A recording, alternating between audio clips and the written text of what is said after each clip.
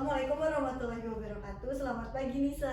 Waalaikumsalam, selamat pagi Ibu. Ini pertemuan kedua kita ya. Sebelumnya kita sudah bertemu dan Ibu sudah memperkenalkan diri Ibu juga di sini Ibu. Untuk materi pertama kita, Ibu akan menjelaskan materi tentang ini strategi pemasaran. Nah, setahu Nisa nih, kalau strategi pemasaran itu contohnya itu seperti apa sih? Lebih ke kayak usaha sebuah perusahaan buat pemasaran produknya sih Bu. Betul, ya sih. Intinya sih kayak mempromosikan suatu barang dan jasa. Oke. Di sini Ibu akan menjelaskan mengenai strategi pemasaran. Strategi pemasaran adalah strategi yang digunakan oleh perusahaan produsen barang atau jasa secara berkesinambungan untuk memenangkan persaingan pasar secara berkesinambungan. Penyusunan rencana usaha secara menyeluruh dilandasi oleh strategi pemasaran. Di sini juga ada penetapan strategi pemasaran digunakan untuk mencapai sasaran-sasaran pemasaran. Strategi pemasaran terdiri dari pengambilan keputusan tentang biaya pemasaran. Di sini juga ada dari perusahaan, bauran pemasaran, dan alokasi pemasaran itu sendiri.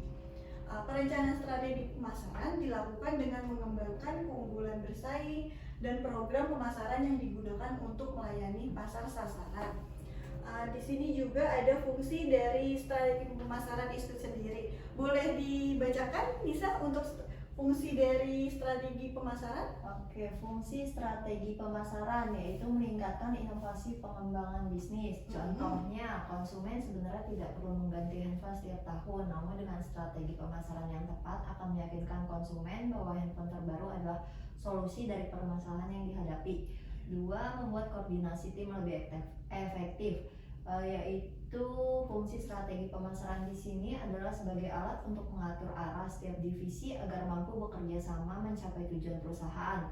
Misalnya jika ada permintaan konsumen yang tinggi, strategi pemasaran mampu membuat koordinasi antara divisi produksi dan divisi pemasaran. Tujuannya agar konsumen dapat dilayani dengan baik. Terus merumuskan tujuan perusahaan, sesuatu yang bersifat kuantitatif sehingga indikator keberhasilannya bisa diukur. Misalnya target penjualan, target konsumen, dan juga target pemasukan. Jika tujuan dapat tercapai, nilai ekonomi perusahaan juga dapat ikut meningkat. Terus yang keempat yang mengawasi kegiatan pemasaran, yaitu pengawasan di sini artinya adalah perhatian yang jelas sehingga potensi dari setiap anggota bisa terdeteksi dan digunakan untuk mendukung perusahaan mencapai tujuan. Fungsi strategi pemasaran harus mampu melihat dari setiap anggotanya untuk menambah semangat. Perusahaan dapat menerapkan konsep reward untuk mereka yang mampu mencapai target penjualan. Terus meningkatkan penjualan. Hasil akhir yang diharapkan dari pembuatan strategi pemasaran itu karena ketika kita memasarkan suatu produk, kita akan turut mempromosikan produk tersebut dan mengajak orang lain untuk membeli dan menggunakan. Oke, di sini ada fungsi strategi pemasaran. Yang pertama itu ada meningkatkan inovasi pengembangan bisnis. Contoh kecilnya kan ada konsumen sebenarnya tidak perlu mengganti handphonenya setiap tahun. Tetapi di dalam strategi pemasaran yang tepat akan meyakinkan konsumen bahwa handphone terbaru adalah solusi permasalahan yang dihadapi. Nah, contoh yang dimaksud itu seperti kayak kita kan sudah ada keluaran handphone yang menyediakan sinyal 5G. Sedangkan untuk sinyal 4G sendiri itu masih tidak apa-apa untuk kita pakai. Tetapi kan untuk sinyal 5G itu kan biar sinyal kita tuh lebih lancar dibandingkan 5G. Tapi sebenarnya sih masih kita bisa gunakan untuk 4G. Tapi dari strategi pemasaran meyakinkan nih dari handphone tersebut untuk kualitas 5G itu lebih baik dibandingkan dengan 4G. Untuk yang kedua, membuat koordinasi tim lebih efektif. Fungsi strategi pemasaran di sini adalah sebagai alat untuk mengukur arah setiap divisi agar mampu bekerja sama mencapai tujuan perusahaan. Misalnya, jika ada permintaan konsumen yang tinggi, strategi mampu membuat koordinasi antara divisi produksi dan divisi pemasaran, dan tujuannya adalah agar konsumen dapat dilayani dengan baik. Kalau kita memesan suatu produk, kita kan ingin direspon dengan cepat oleh si penjualnya itu kan, makanya di dalam sebuah usaha yang kita buat itu harus mempunyai koordinasi tim yang lebih efektif agar konsumen juga merasa senang untuk dilayaninya, seperti itu.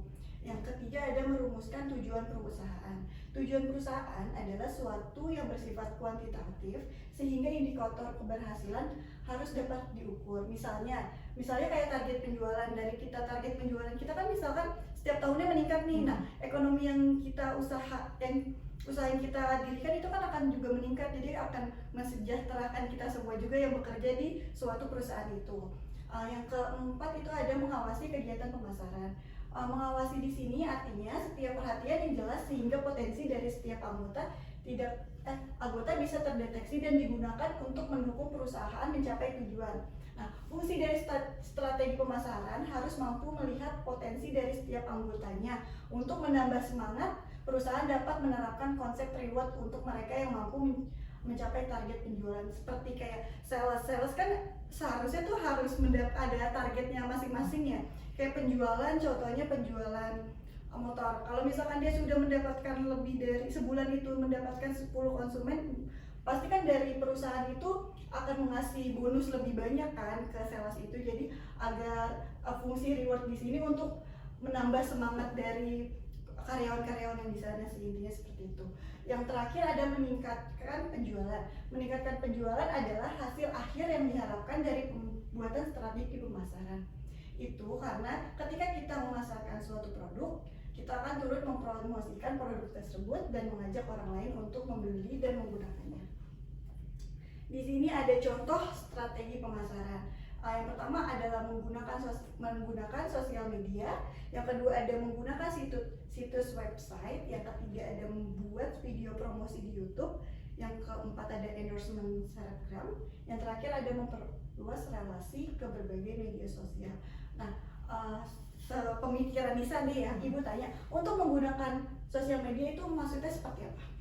Lebih ke kayak apa ya, iklan sih Bu, kayak iklan Facebook, iklan Instagram gitu. Bukan, maksudnya yang menggunakan sosial media tuh sekarang kan perusahaan ataupun kayak apa produk-produk skincare ataupun apa kan dia membuat Instagramnya sendiri ya. Misalkan seperti itu. Jadi kayak dia mempunyai akun entah itu Instagram atau akun YouTube atau akun Facebook untuk mempromosikan barang yang ia jual, seperti itu sih intinya. Nah, di sini menggunakan situs website.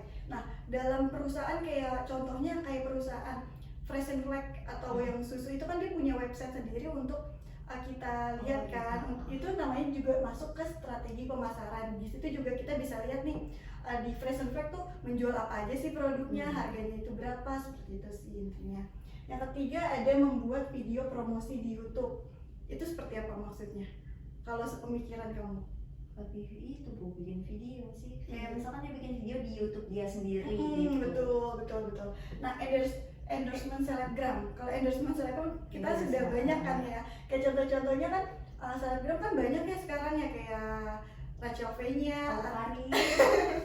Nah, sekarang kan dari endorsement itu kan produk yang kita kasih ke selebgram itu kan akan dipromosikan oleh selebgram itu. Jadi masyarakat kan lebih senang melihat selebgram memakai produk, lebih penasarannya sih, lebih kayak itu produk apa sih, pengen coba gitu. Perusahaan nyarinya yang followersnya banyak kan Bu. Iya betul, dikarenakan kan pengikutnya dia, jadi kan dari pengikutnya itu dia punya adjustment yang lebih tinggi sih, seperti itu. Nah, yang terakhir lah, memperluas relasi ke berbagai media sosial. Jadi dia kayak bekerja sama ke media sosial agar produknya dia dikenal oleh masyarakat luas, seperti itu. Di sini ada elemen dari strategi pemasaran. Oke, coba dibacakan Nisa, elemennya itu ada apa aja? Elemennya ada produk, harga, promosi, tempat, dan orang-orang. Oke, di sini ada 5 ya, ada produk, ada price itu harga, ada promosi atau promotion, ada tempat atau place, dan people orang-orang. Nah, produk ini yang dimaksud adalah elemen strategi pemasaran pertama terletak pada produknya. Dalam menentukan strategi pemasaran melalui produk ini, hal ini bisa kita pertimbangkan meliputi fungsi, tampilan, kualitas, hingga pengemasan dari produk tersebut. dalam pemilihan suatu produk, pelanggan akan mempertimbangkan kelebihan dan manfaat dari produk. Bahkan tidak jarang para pelanggan akan mencari terlebih dahulu di internet mengenai produk yang akan kita beli. Dan oleh karena itulah sebaiknya kita benar-benar mempertimbangkan nih fitur utama dari produk tersebut, dari mempertimbangkan fitur manfaat hingga keinginan pelanggan terhadap produk yang ingin dia beli, sehingga strategi pemasaran akan dapat kita jalankan ke depannya akan berhasil. Contohnya kayak kamu mau beli skincare nih, kita kan harus ngelihat ingredientsnya dan manfaat-manfaatnya terlebih dahulu kan. Jadi kayak kita nggak sembarangan nih memilih produk yang akan kita beli, kita pasti melihat-lihat spekulasinya seperti apa, bahan-bahannya itu bagus atau tidaknya, seperti itu sih. Yang kedua ada price, di sini harga. Elemen harga ini berhubungan dengan strategi yang kita gunakan dalam menetapkan harga produk maupun layanan yang akan kita tawarkan. Juga entah bagaimana harga yang kita tawarkan tersebut dapat mempengaruhi pelanggan. Dalam memutuskan harga yang akan kita tawarkan ini, kita bisa mengacu pada beberapa hal nih. Contohnya kayak seperti harga jual di pasaran, terus kita diskon, kan cewek-cewek tuh pasti tergiur ya kalau ada diskon-diskon seperti itu kan. Jadi sehingga perusahaan kita tidak merugi, namun harga tersebut masih bisa diterima oleh pembeli oleh konsumen. Tidak hanya itu, saat menentukan strategi penetapan harga ini, kita juga harus nih mempertimbangkan posisi bisnis kita di pasaran saat ini. Misalnya kita memasarkan tas dengan kualitas terbaik, bahkan dari kulit hewan asli, kan ada tuh yang tas-tas dari kulit buaya, kulit ular ya, bahkan tuh ada ya. Maka harga yang kita tawarkan juga harus sesuai dengan kualitas dari harga yang kita tawarkan juga harus sesuai dengan kualitas yang kita tawarkan ke konsumen, seperti itu. Yang ketiga ada promosi nih, ada promotion atau promosi. Nah, strategi promosi erat kaitannya dengan promosi, pastinya dengan diskon-diskon. Promosi ini merupakan segala aktivitas yang dilakukan agar bisnis dapat dikenal oleh banyak orang. Promo ini dapat berupa iklan, menambah relasi seperti yang selebgram itu, ataupun sponsor. Dalam promosi sebuah strategi pemasaran itu penting banget sih, dikarenakan kan setiap orang tuh pasti ingin membeli dengan harga yang menarik lah ya. Nah, dalam promosi sebuah strategi itu penting mengingat biaya produksi yang tidaklah rendah. Jadi sangat penting untuk menetapkan apakah promosi yang kita lakukan layak atau tidak dalam meningkatkan penjualan produk kita. Yang keempat ada place atau tempat. Di sini ada elemen strategi pemasaran yang perlu kita perhatikan nih juga, yaitu tempat. Dan dalam pemilihan tempat kan harus ini juga ya, maksudnya kita pintar-pintar memilih tempat. Kalau misalkan kita ingin menjual makanan, kita harus mencari tempat yang ramai nih, seperti tempat-tempat pinggir jalan ataupun tempat-tempat yang sering dikunjungi oleh orang-orang biar makanan kita laku, misalkan sih seperti itu. Nah, sangat penting untuk mempertimbangkan kejangkauan atau kemudahan akses produk tersebut terhadap pelanggan, sehingga pelanggan dapat dengan mudah menemukan produk tersebut, seperti itu. Nah, yang terakhir itu ada orang-orang. Elemen yang terakhir adalah orang-orang atau people. Nah, elemen strategi pemasaran yaitu orang tersebut yaitu staff atau karyawan, tenaga penjual dan sebagainya. Orang ini erat kaitannya dengan sumber daya manusia untuk bisnis.